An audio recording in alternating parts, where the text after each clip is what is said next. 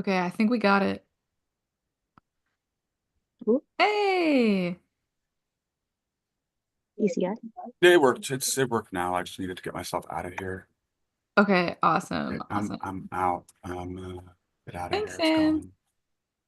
going. Okay, cool. So let's get started. Hi Sabrina, how's it going? Hi, Ollie. I'm good. How are you? Good.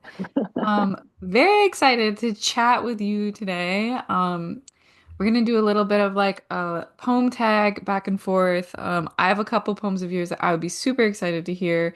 But read whatever is exciting to you. I feel like it's like we have these books that we've written, some of them a long time ago. And sometimes that work doesn't always resonate with us in our present selves. But okay, just to kick us off, my first question is, how's your life been? What have you been up to? What's your life look like these days? My life looks very different than it has in a long time. I have a baby, so there's that. I'm a full mom, which is wild. And yeah, I'm like in love. I'm experiencing a whole new self. Yes. Um, so that is pretty wild.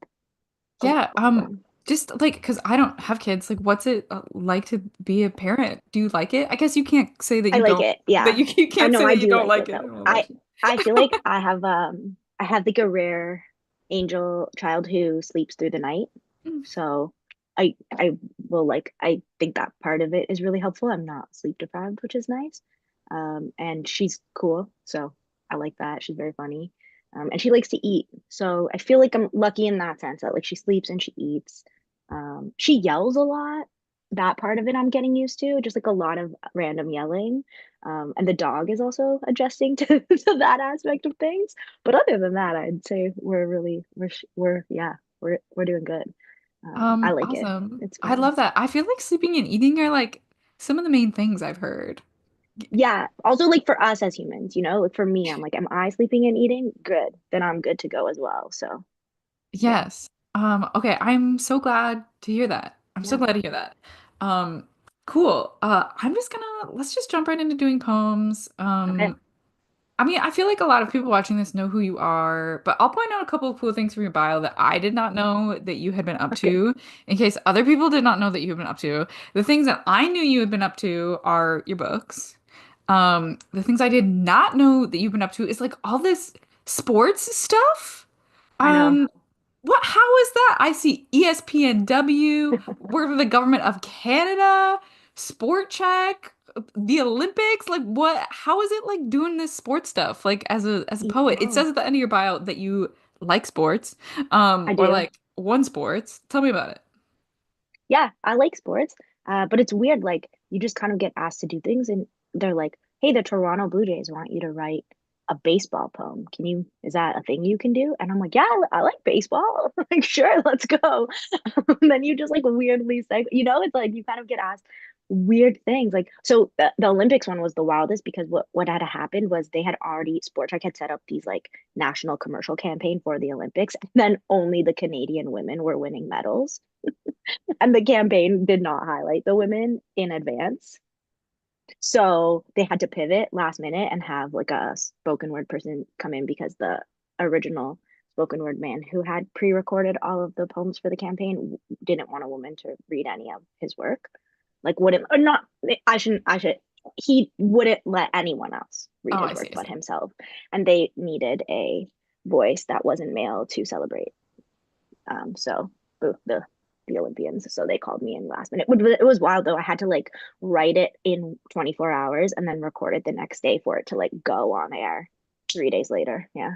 I love that. Talk about like new shit, like You it's know? just like new shit for the Olympics.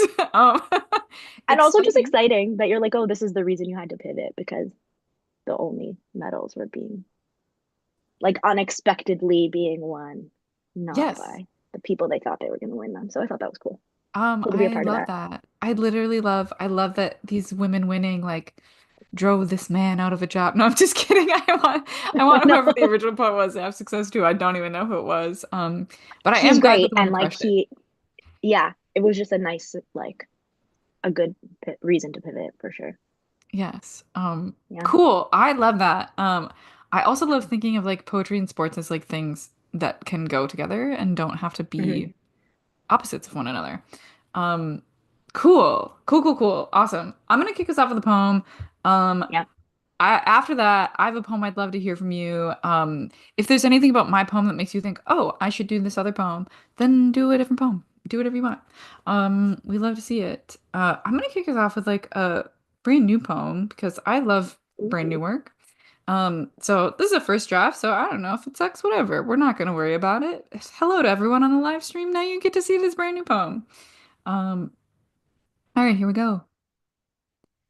When the feeling of the sun on my skin is outlawed, when the light itself is something they own, and each leaf must pay its own tax, when the sun hails down its expensive glint, and we shiver in the darkness, all the world a grave, when a ship is built to frack Pluto, when the 750 billionaires rename the Earth after their children, who will not survive because, of course, the Earth will not survive, will they still think they have chosen the correct God?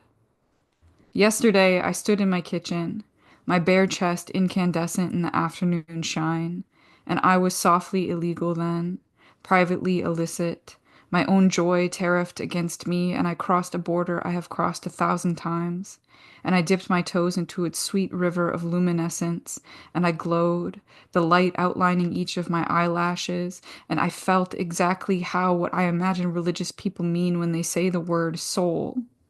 Of course, we are all born into blood. We are all born slick and smothered, creatures whose first breath is nothing more than a guess at life, and we are owed nothing but crave everything. What must I pay to be seen as a person again? What is my debt for being born and hungering for the light against my chest? How feral is my domesticity? What threat am I as I respect the sun's good work and flick the light switches down in the afternoon? To slink about with nothing but her as my guide, to sit in the shade of the tree the kitchen counter makes, or to sprawl on the floor in a warmth I did not pay for. Is that what is so threatening then? Not that I have joy, but that I have not had to buy it. Is that why you are shielding the eyes of your children, who do not know that you have broken your promise to give them the world, when all you will give them is a wound, that first curdling breath, nothing but a mouthful of blood? And even while I look at them and they are laughing, I know that they are already dead. Yeah, just starting us off with something real cheery. No, I just feel like the world is coming so hard for trans people right now. And I'm like, Yep. if trans people, all we want to do is just like sit in the sunshine and like eat cookies and like go on planes sometimes. Um, all right, awesome. Sabrina, take it away. Read me a poem. Do you know which one you want to read or do you want my suggestion? Up to you. Okay, I love that first of all. Warmth you did not buy. Come on. Come on. Um, Thank you for a new poem. That I loved that. Um, okay, I tagged the poem that you sent me that you want to hear. I love it. Okay, I want to get the reason why I love this Go poem. on. Yeah, And I just feel like the last time I saw you, I don't know where we were at. We were on some Zoom thing together. yeah. And you'd been reading these poems about your mother, and like they felt kindred to me, of course, because my dad is dead and had a long illness and blah blah blah blah blah. But those poems also just struck me as having this like beautiful urgency in language. And that's why I'm so excited to hear some of these poems. All right, take it away. Okay. So this one is aortic aneurysm, which is kind of like the first official poem of I Love You Call Me Back. Okay. Immediately I thought I've seen an episode of Grey's Anatomy about this. So I Google aortic aneurysm, thoracic, not abdominal, 5.6 centimeters, surgical procedures. Open repair versus endovascular, stent versus graft, risks, common complications. Can you stop an aortic aneurysm from growing? Can you stop an aortic aneurysm from growing holistically? What happens if a 5.6 centimeter thoracic aortic aneurysm ruptures? Why are all the aortic aneurysm statistics only documenting men? Statistics for the survival rate of women who just turned 60 last November with a 5.6 centimeter thoracic aortic aneurysm. We hang up the phone. I ask Siri, which season of Grey's Anatomy has the episode with the aortic aneurysm where the doctors did everything they could? Siri asks me to repeat myself. I say, I am not ready for my mother to die. Siri responds, I don't understand the question. Ugh, awesome. I love it. I absolutely love it. Uh, cool, For cool, cool, like a cool. side note on it, like if we could like asterisk it. So my Please. mom had her surgery, like big surgery last year, and or yeah, last year, and she essentially had her aorta replaced from her shoulder to her kidney, like the entire thing, which is Oh my gosh. insane. She has, first of all, the craziest scar I've ever seen. It's so badass. I love it so much. I always ask her to show people, and she doesn't like it, but I think it's so cool. But yeah, and it was successful. It worked. The surgery, like she's good on that front. But so that's just like a nice side note for everyone to know, but also very crazy that they can replace your entire aorta. What a Yes. wild Well, and world we who live knew in. it was that big? You know? Yeah, well, she had like they had found like another small aneurysm once they Um, opened her up, so they had to like go further than wow, they thought, which is wild. Yeah, that is wild. I'm so glad that she's doing good. You know? yeah, That is like great to hear. Medicine is wild. Science is wild. How can they do yeah. that? Science I is don't wild. know. Yeah.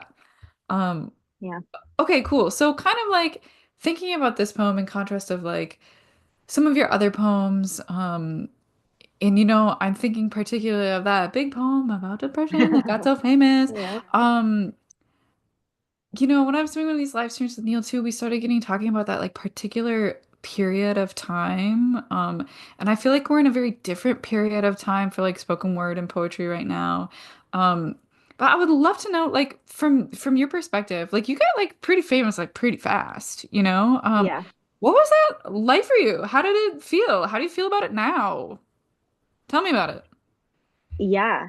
Okay, so I think to touch on that, it was a moment in time for sure, where like we are not in that moment anymore. I think it lasted like a good couple of years, but it did like eclipse us, I want to say, like that moment. You know what I mean? Like it was like we could like not stare at the sun for a minute, and then all of a sudden it was like, okay, yeah, we can like use our eyes again. You know what I mean?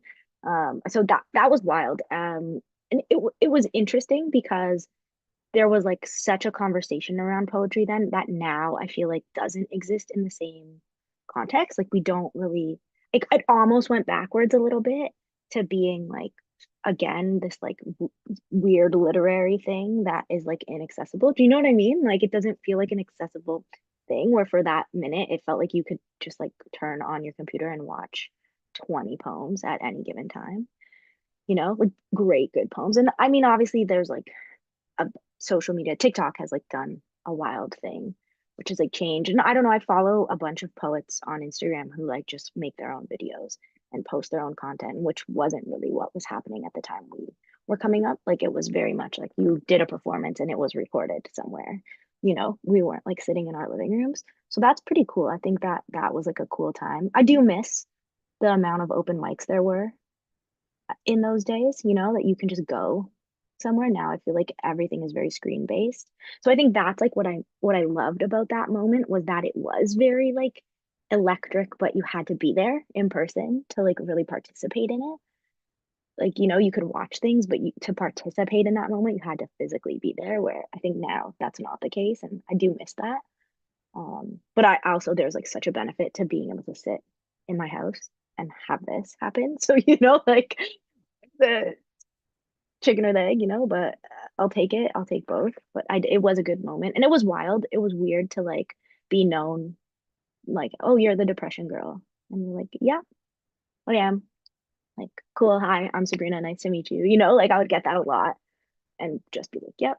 Or people would be like, I know your face, but I don't know from where. And you're like, I don't really want to tell you where you know my face from. Just let you think I'm like cool. Like yeah, I did get a lot of that for a minute, but now it's kind of different. I feel like it's quieted down a bunch, and I don't know. I think a small thing for me was that like I became very uncomfortable during the pandemic with like online stuff. Like it just freaked me out to post, and I'm still trying to reconcile like how I want. Like it was different when you were performing on a stage and reading poems and someone was recording you and that was going up. It feels for me, I have more, I don't know, like insecurity and discomfort just like setting it up myself and having to edit it myself and look at myself and like watch myself read over and over and then post it. It feels difficult for me to do that. So I think I'm so grateful that how it happened was how it happened. And I'm still reconciling how to like exist as a poet online, as a spoken word poet, especially now. That is so real and resonates with me a lot. And I think a lot about this like particular age that we're in now. And like I don't want to say like social media 100% sucks, you know. And also like being the artistic director, the performer, the editor, the camera person used to be like different jobs. Those would be like Yeah. different people who did those jobs. And there's something also to me that's just very intuitive about like, I'm the performer. Like, I write the poem, I perform the poem. Someone else does that. And like, then you get to experience the poem in your body instead of having the poem constantly mediated through a screen. Potentially an ironic thing to say as we're doing this thing where all of our poems are being mediated through a screen. But yeah, I totally feel that. I totally feel that. And it was just like such a not that poetry isn't magical now, and especially like in the Twin Cities in Minnesota, like there's cool stuff happening. There's a little bit of a revitalization happening.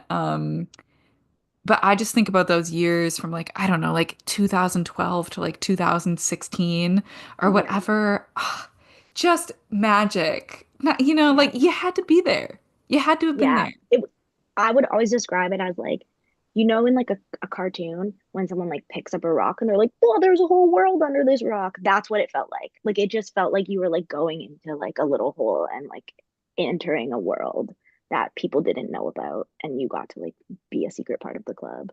You knew the Yes. knock to get in kind of thing. Yeah, you knew the secret knock. Yeah. That's so real. And then when the world started to care about slam, because before that, it's like slam was like, I don't know, like competitive bowling, like no offense to competitive bowlers. You know what I mean? But like it wasn't like a thing. It was like a thing that like I really enjoyed to do because I was like a weird, sad, the college Yeah. student. You know what I mean? Yeah. And then it blew up and now I think there are still tons of people who are really interested in poetry, interested in slam, but it doesn't have quite the same energy as it did. No, Um, that also though, you said competitive bowling, and I saw a tweet literally this morning that was just like going bowling with people who are good at bowling is so like bizarre because it's like, why are you good at this? Nobody should be good at this. That made me laugh because I'm not like a great bowler, and that I always think that when I go with people, I'm like, we're all bad at this, right? Like we can agree to all be bad at this. Like, I okay, agree. Yeah, if you're secretly good at bowling, GTFO. yeah, Um, pretend you're not. yes. Throw a gutter ball for the rest of us. Yes, throws a bone. Yeah, Okay, cool. So along that yeah, vein, Depression and Other Magic Trips was published 8 years ago. Um, yeah. how do you feel about the book now? How's your relationship with it? Do you still love it? Do you like prefer not to read from it when you get the chance? Like how do you feel about that work now? Um, it's like nostalgic for me, I think, in a way. Yeah, I think I definitely had a period. I think what became difficult was like it's kind of like having a one-hit wonder song where like people know you for something and then they expect everything you do to sound like that or be like that. And I think where I am now in my like as a writer is very different than where I was. Like I was very sad and just writing to like survive the sadness and like understand the sadness and navigate it then where now with like years of therapy and just like being a person out loud, like it's just different. You write writing is different. And plus once you're like, when you're secretly writing things and nobody knows, it's one, dynamic. And then because you're being like paid to write a book is a whole different dynamic. It becomes like your job in ways that it obviously wasn't before. And you have a weird relationship with it, you know what I mean? And so I think in a lot of ways, Depression and Other Magic Tricks like is a soft spot in my heart because those poems didn't think they would see the world. Like they never thought they would meet the world. You know what I mean? They just kind of lived in like these notebooks right here. And the other poems knew they were going to the party. You know what I mean? They could like do their hair and take a shower, where depression and other magic poems were like, oh my God, how did I get here? I hope you like me, you know? And so there's like yeah, there's like a sweetness to them, I feel, a tenderness that exists for them for me that I think I'll always have. But I do think some poems I read them and I'm like, oh, like, why did I like that boy so much to write this many poems? You know what I mean? Like it's like I didn't like him that much. He definitely didn't like me. Like why did I write all these poems? But then I'm like, oh, they weren't even the poems weren't, you know, but they're not about the boy. They're about the me that wrote the poems. Let's be honest, you know, or like the depression is like I'm not the mascot for depression. I think I can like accept that about myself now. You know what I mean? Where then it very much felt like that. Yeah, I love that too, especially I don't know, I think about that moment in time as well and like being that person. I love the phrase that you just said, the mascot for depression. You know, and like how can you be the mascot for depression for your entire life? What if you want to get better? What if you want Yeah, to, like be happy or write about something else? Yeah, I also think it's like if when we're writing, it's like as writers, you have to change, you have to grow, you have to evolve. yeah, Yeah, and I think those poems too that you write without you said it such a smart way. They didn't know they were going to the party. Those poems that have that kind of like honesty and like journal feeling almost, yeah, that's special. And once the poems know about the party, you can't go back. Doesn't mean that the new poems aren't like good. They just have a different quality, you know. yeah. They're like a little more self-aware. Exactly, Yeah. exactly. Yeah. Yeah, they're like in college. You know what I mean? Like, Yeah, they're in college. Yeah. you know what I mean? Yeah. Yeah, Yeah. Um I love it. Awesome. Okay, so I'm gonna yeah, read another poem. I'm gonna have you read another yeah. poem, and then we're gonna talk about all the stuff that's going on in our lives. And then we'll be done, and it's gonna have been a wonderful hour. Uh, all right. So the next poem I'm gonna read is from my newest book, Where I Dry the Flowers. I'm gonna read something that's not a bummer because I feel like a lot of my poems that I've been writing lately are like totally bummers. Which I think is like a normal response to being under like growingly fascist government in the United States. I think that's pretty normal to have a little bit of like bad feelings about that. Yeah, But I do think that at least for me, it's important to also like have hope and not like go into despair because if you are despairing, you're not going to be very effective at like resisting this regime. And I just think like the good things are just as true as the bad things. There's a lot of bad things, there are a lot of good things, they're both true. So, here's a poem about a time when something was like better than I thought it might be. My grandmother, goddess of the canned peach, who could slit a fish lengthwise with one smooth motion. My grandmother, who promised me her sewing machine if I promised I wouldn't cry when she died. My grandmother, who pan-fried blueberry pancakes in hot oil, who always said fingers were made before forks and ate with her hands whenever she wanted. My grandmother, who, on seeing my sister's bikini, stripped down to her bra and rode around the campground on her bike yelling, "My bra covers more than your swimsuit does," and laughing and laughing and laughing. My grandmother, who birthed half a dozen boys that voted red my entire life, who stayed silent while they screamed Bible verses at my cousin, who I hadn't seen in years because after I came out, I just couldn't bring myself to come back. But now I'm here, and my grandmother, who can no longer remember who her son is, my grandmother, who is only conscious for an hour at a time, my grandmother, who is dying, smiles like she isn't when she sees me and I am once again hers.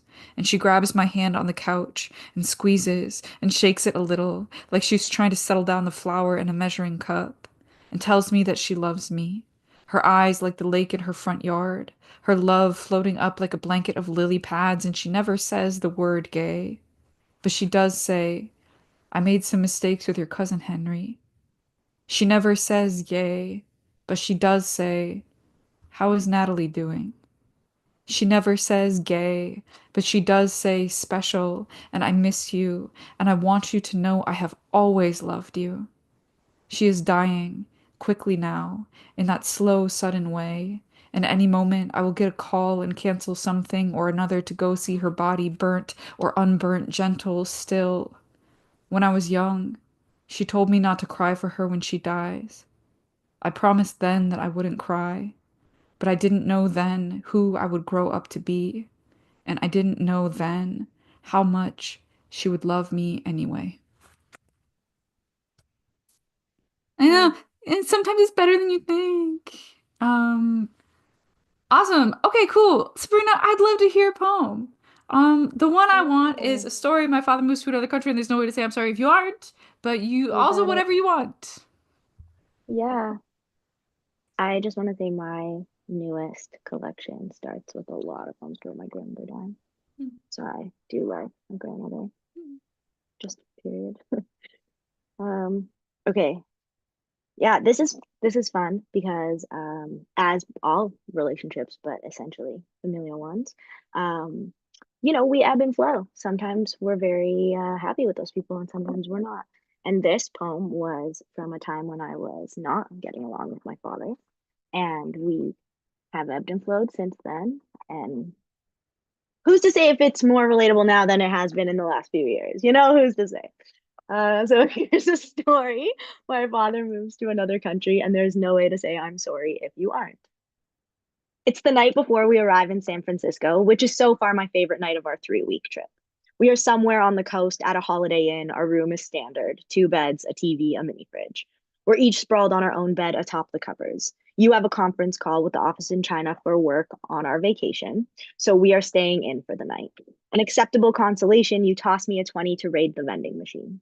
While I stock up on chocolate bars, I think to myself, maybe this isn't so bad. While waiting for your call to come in, we catch a marathon of the Golden Girls, and gently into the evening, like two kettles of boiling water, we are laughing at all the same parts. It's tomorrow, and we are in San Francisco finally after a day of being holed up in your car. We're sitting at a patio table at Fisherman's Wharf. Sea salt breeze, I keep licking my lips. We have a whole crab on the table. You played Grim Reaper and picked him out on the way to our seats. I'm also tipsy from splitting this bottle of white wine with you.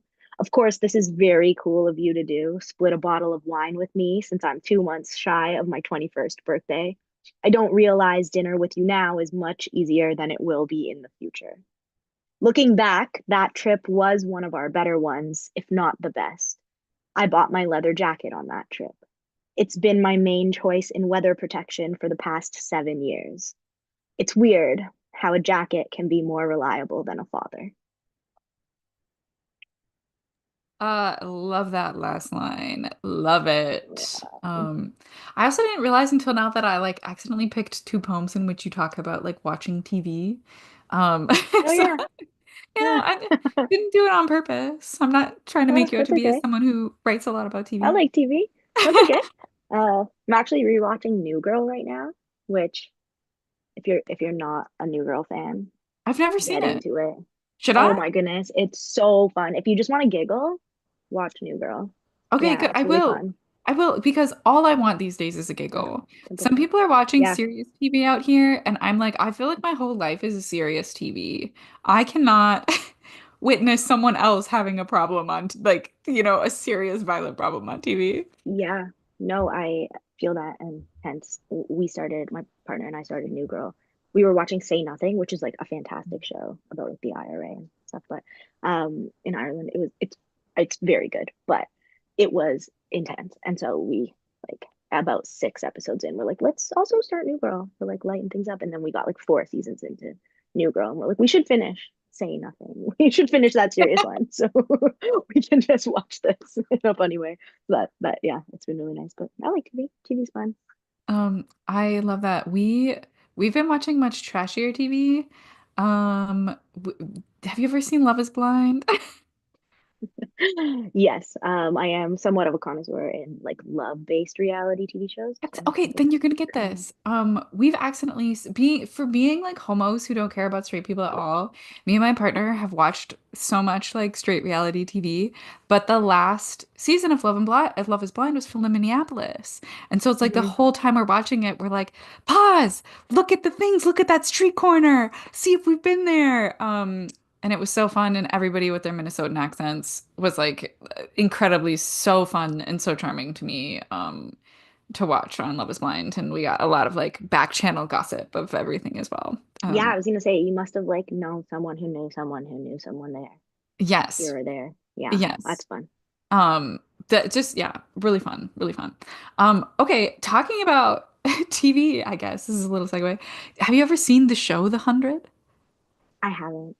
It is very I know intense. it's a yeah, I know it's like an intense like survival kind Yes. of thing. I never watched it though. Maybe I I watched should. several seasons of it and I really enjoyed it, but I noticed that my entire like nervous system was like getting messed up by like being in a state of like fight or flight from like Yeah, empathizing too hard with the characters, so I don't watch it anymore. But moving on to a different fair enough. The 100, let's talk about your Yes. workshop. Tell me about Yeah, it. workshop. Okay, so I always like I thought might as well do a workshop called the 100 because every time I do a workshop, I'm telling people about how I do this thing called the 100. It like comes up all the time. It's just become like it's like okay, I read this thing once where it was like if you need to make a sand castle, like you have to start with a sandbox. And I was like, oh, that's poems. Like that's what a poem is, right? Like your poem is your castle, and like you have to have drafts. You have to have like things that sand that's essentially going to fall away and like live in your box, you know? But then the flip of that is like sometimes you have some really good sand that just like isn't in the castle. You know what I mean? And so that's like what the 100 kind of became. I just like in most of my notebooks, I'll just somewhere in the notebook, at least once, sometimes twice, I'll just have like 1 to 100 listed, and I'll just have the lines that like my orphan lines that have nowhere to go. That I'm like, this is a bar. It just doesn't have a poem to exist in. And so that became that. And then when I do edit or I am writing, sometimes like if we are writing all the time, you kind of are only in so many headspaces as a person. So your 100 eventually is going to have like a good 20 lines that go together or like orbit the same thought or idea or image or whatever. And so that kind of became apparent to me when I would edit, and I'd be like, oh, look at all these lines in my 100 that fit this one idea that I've just been like percolating on for months. And so yeah, it became this thing of like, oh, that's just where the good sand goes. And eventually I can like build from that and kind of piece things together. And so I always tell people in my workshops, like, if you write drafts and you hate the whole draft, but you like one line, like start a 100 with that line and like throw your lines, or like you hear someone say a quote or you hear a word you like, somebody calls something magnificent and you're like, I never use the word magnificent, throw it on your 100. And so it just became this like kind of thing I always use like a resource for my ideas and like my good stuff. And so yeah, I thought, okay, you know what, I think it's time we just like make a workshop out of this and like build a 100 and focus more on like the building of the process and less on like the finished outcome of the poem. I totally love that, especially like the amount of times that I write a draft or like one of my students writes a draft and you're like, well, the heart of the poem is here. It's three-quarters of the way through. Um, I don't want to tell you to cut three-quarters of your poem, although sometimes I do because that's just where the poem is. But it's like Yeah, then taking that line and saving it somewhere else and taking the pressure off of the original poem to grow to yeah, meet that line, because if you've written something excellent and it just doesn't fit, then fit it somewhere else. exactly. Yeah, I Yeah. love that. Or I give also it permission to kind of like stand on its own for a second and not, yeah, like not have to build every line to meet that one, but let that one kind of set the bar for another thing. yeah, I love that. And I would not be surprised if in the process of, in the intentional process of creating a 100 list, um, there's going to be a lot of good poems that accidentally get created along the way, you know? Yeah, So, exactly. yeah, very fruitful. I love that. I also love the idea of, like writing towards something that's not immediately a perfect, finished, polished draft. Because I think a lot of people get stuck on that. And then in Yeah. the effort to make this perfect draft, what is it? The quote is perfection is the enemy of the good or something like that. Hmm. Then people end up getting stuck. I love it. I love this. I love this. It sounds great. Yeah. It starts April 1st. Yeah. You still have slots left? Can people sign up still? Yeah. There are still slots. Awesome. Absolutely. Awesome. I love it. And it's Thursdays and Sundays, I believe. So if you're like a weeknight person, great. If you're a weekend person, also great. I love it. People have had great things to say about your workshops all the time.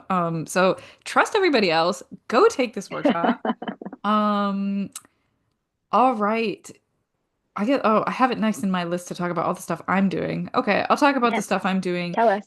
And then after that, I want to know about anything else you want to promote. So workshops I'm doing, I will be doing a 30-30, which is 30 poems in 30 days. You are going to write 30 poems in 30 days. It's through writers.com. There are like maybe just a couple of spots left. So if you want to be a part of that, go do it. It's a great time. You'll get tons of prompts. Um, through Button starting September 7th. That's a while away, but I'll be teaching a class called Good Grief, Writing Poems About Loss, which I'm very excited about. And I do want to mention you don't have to have like a close deadie in your life, deadie being short for dead person, in your life to be a part of this workshop. I think that grief and loss comes into our life in many ways, so don't feel like you have to kill someone just to join the course. But you can sign up for that now too. Starts in the fall, September 7th. And then sometime over the summer, probably July, I'll be teaching a form class through writers.com. If anybody watching this wants to keep in touch with me, I just started a newsletter. So sign up for my newsletter. You'll get exactly one newsletter a month, maybe sometimes one newsletter every 2 months, depending on how busy I am. Um, That's real.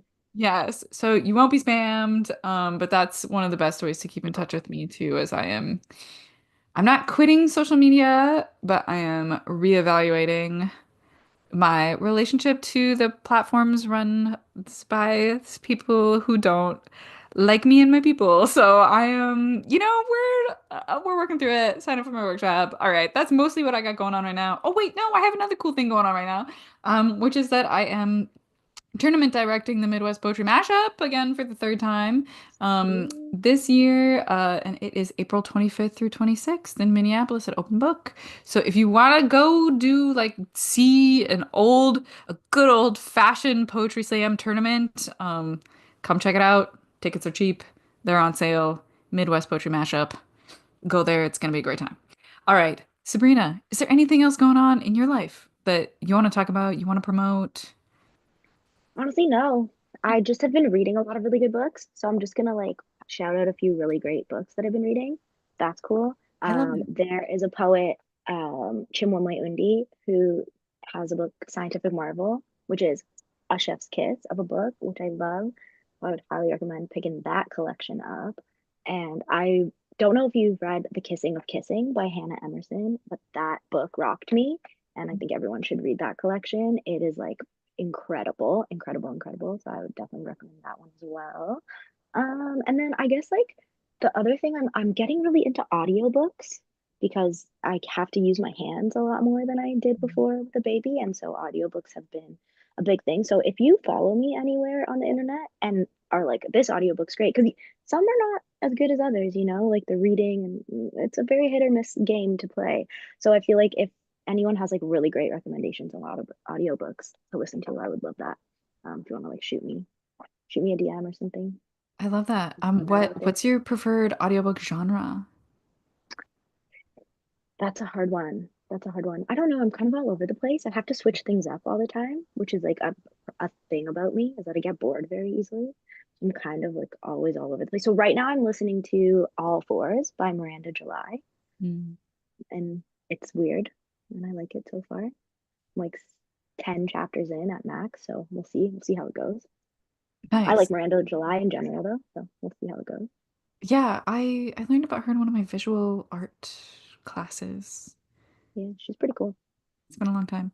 That's But I so also did get into like rom-coms this year, which I never have read a rom-com before this year. And I did like a little bit of a deep dive into them because I have friends that like them, and they're fun to listen to. Like watching a show with your eyes closed. Some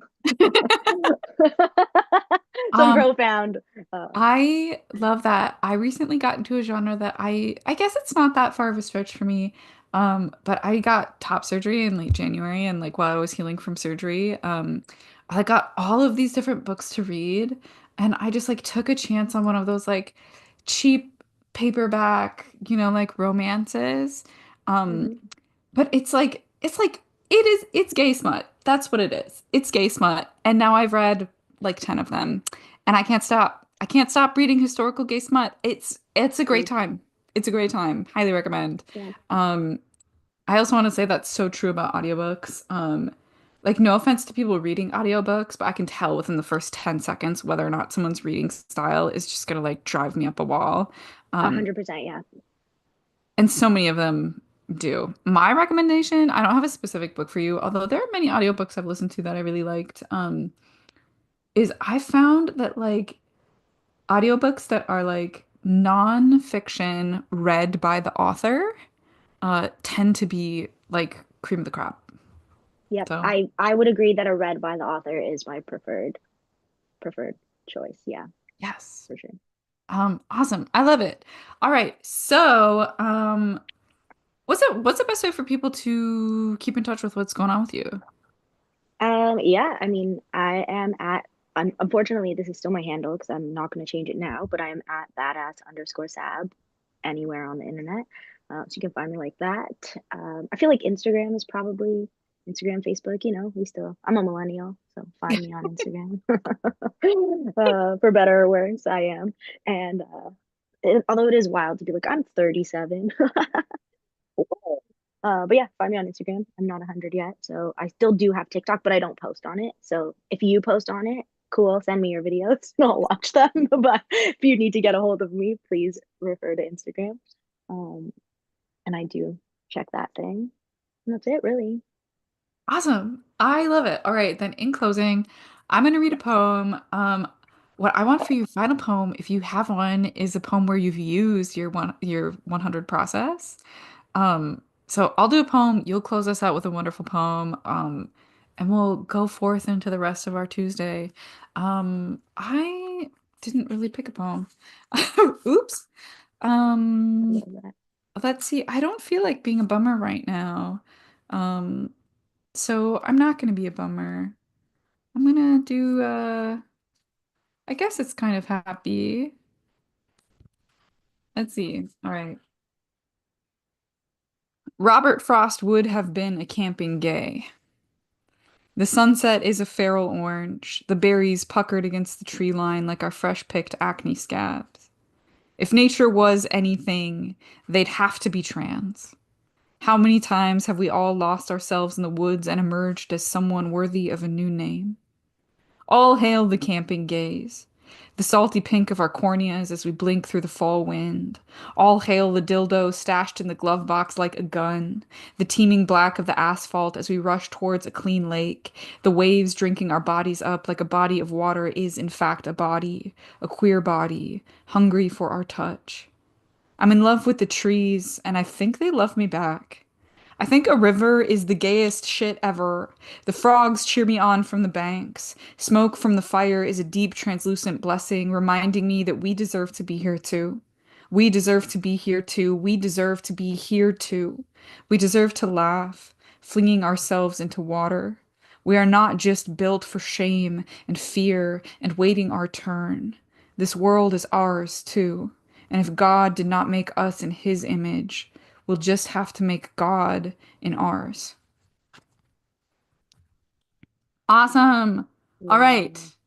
Now we're gonna get to see the process in motion. Here's a poem that you've written using your the 100. You like to say 100, not like the TV show. Yeah, I always call it the 100. I love it. I like the, honestly. It's nice. It's nice. Okay, so It here actually originally started as just being titled and like I would just start with the, and then it became 100. Yeah. I love it. Okay, so now we're gonna get to see a poem in closing that uses the 100 strategy. Awesome. Take it away. I think you'll probably be able to tell too that this is like a stitched together poem, if you will. And I'll just say I do have an audio special that is essentially a book, but it doesn't exist in book form. It's just like an hour straight audio of original poems called Chaotic Good that you can listen to on Audible, and that's where this is from. Okay. So this poem is called I'm Sorry, My Therapist is on Vacation in Europe. I keep composing tweets and saving them to drafts. Did you know the Queen owns all the swans in England? And I own exactly 8 bras, but really I only wear 3 of them. Bought a pair of baggy jeans today and I'm still depressed. Make it make sense. Just wished on a star for a more reliable hype man. Why do I want to share these? Is it weird that I sit cross legged in front of my full length mirror to apply my makeup? Because once my friend Mac came to visit, and when they saw me do it, they said, "Ooh, girl, you are chaotic." And one time in Texas, Rachel said, "You are like the definition of chaotic good." And maybe I am, I think to myself while I debate turquoise or cobalt blue eyeliner. Maybe I should embrace the chaos, post the tweets. Or maybe it's just summer and freedom feels carbonated. Rhinestone stickers below both eyes, white lace below oversized t shirt. Alone, I say my name out loud over and over. Sabrina, Sabrina, rabbit heart, orange lifesaver. Sabrina, elastic. Sabrina, moonstone. Sabrina, satin pink shoes on point in pirouette, a song about devotion. But who am I without the right words? And who am I trying to fool but myself? Sewing my heart onto my sleeve like it hasn't always been open door, swing door, revolving door, the space between hello and goodbye, sometimes no longer than a pack of matches. I haven't dreamt of her since she left. I dream I am at weddings of the boys who broke my heart. And sometimes I watch the girls suntanning on the roof from my wall of windows. I wish I had more friends who live in my neighborhood, but I am grateful to Emma, who will ride her bike to me to go on a night walk for vegan gelato, gooseberry and grapefruit, raspberry, ginger, and lime. I devour decadence, even own a pair of coupe glasses for champagne cocktails and a small glass jar of saffron. Meanwhile, an entire season is shimmying itself on by, and I still don't have a couch. At least alone in my apartment is a chance to hit the high note, spin another song about devotion, your love only wind now. Imagine a world like that. I am learning to be a kind mirror, how to pretend to kiss to the thought of falling in love again. I'd rather smoke weed on my balcony, slide a skinny bat beneath between nails green as the smoke. And maybe this is the summer I'll spend eye level with the birds learning how to glide. And if that is what it is, then let me slip into my mouth another square of chocolate. Let me draft and not post one more chaotically good tweet. I want to be friends with you on the internet. I fill my bathtub to the brim and shrink a little each time. Awesome. Ugh, I love it. I love it. Um, cool. So if you want to write a cool poem like that, Yeah. go join Sabrina's workshop. Um, Start soon. So get on it. Yeah. Um, awesome. All right. So when I'm running workshops and classes, I normally do like a go around question and then a closeout question. My kind of closeout question for this conversation, I remember once I was talking about how I had bought a crystal cut decanter for my Listerine. Um, yes, and we chatted about it a little bit. Um, what I want to know, just to close out this conversation, is what's one small thing in your life that brings you a small joy every day? Oh, it's so good. There's so many good ones. Okay. Okay, a new one is that I recently got a butter bell. Do you know what a butter bell is? It changed my life. It's the most glamorous thing about my life every day. It's like the little thing that you put the water in and then you put your soft butter and you leave it on the counter. I splurged and got like a marble butter bell and it really upgrades my day-to-day life. I love that so much. That classy, classy. Right? I never Yeah. thought I'd be cool enough to have one, but now that I have one, I'm like, no, I am. It's very cool. Yes, I feel like there are so many things in life that are like not even like inherently expensive, but I think of as like a fancy thing and I'm like, oh, well, I'm not a fancy person, so I can't have that. Um, but now I have them. Like we have a little cut crystal thing that has sugar cubes in it, and we have a little pair of like antique claw tongs Oh, the tongs. Yeah. that you can get to get the sugar out, and it's like the whole thing costs, I don't know, 15 bucks. Like not it's not Yeah. fancy, but it makes me feel No, like I could like ring a little bell and I should be speaking with a British accent. I love 1000%. it. Yeah. I love it. So Yeah. I guess that's accidentally mine too. That brings me so much joy to have a tiny little thing Okay. of sugar cubes. Oh, sugar cubes. Who decided to put the sugar into cubes? I don't know, but it's so cute And and why did we fun. ever stop? Why don't we Right? all use the sugar? I love the sugar cubes. That's real. Why do we stop? We Do don't you have put to them stop. on your tongue and let them dissolve sometime? So good. So Good. good. I love it. Awesome. Well, Sabrina, this has been such a joy. I Yes. hope your workshop is awesome. I hope your life is awesome. And have a Same. great time until I see you next. Yes. Until I see you next.